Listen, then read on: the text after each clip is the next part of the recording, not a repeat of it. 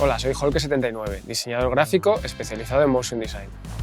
He trabajado en multitud de agencias de publicidad, estudios de Motion Graphics y consultoras de marca.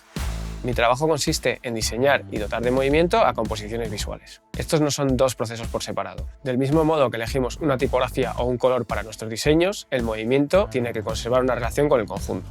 El portfolio es la tarjeta de visita de cualquier creativo, y para destacar en este mundo repleto de imágenes, nada mejor que darle vida a través de la animación.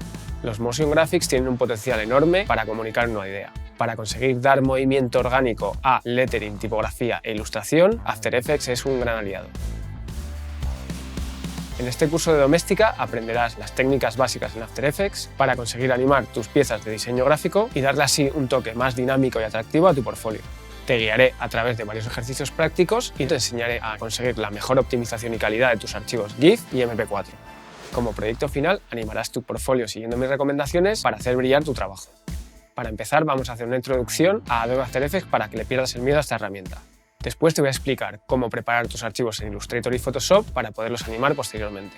Luego aprenderemos cómo es el flujo de trabajo en After Effects y analizaremos cómo se ha aplicado el movimiento en portafolios profesionales. Más tarde comenzaremos nuestra primera animación. Daremos movimiento al típico menú de hamburguesa y aprenderemos a animar los elementos que componen una página web. Luego te enseñaré a animar diferentes elementos de un portfolio como pueden ser logotipos, carteles o la integración en mockups. Por último, vas a aprender trucos infalibles para trabajar con los formatos GIF y MP4 que te van a hacer la vida mucho más fácil. Al finalizar el curso serás capaz de añadir movimiento a tu portfolio.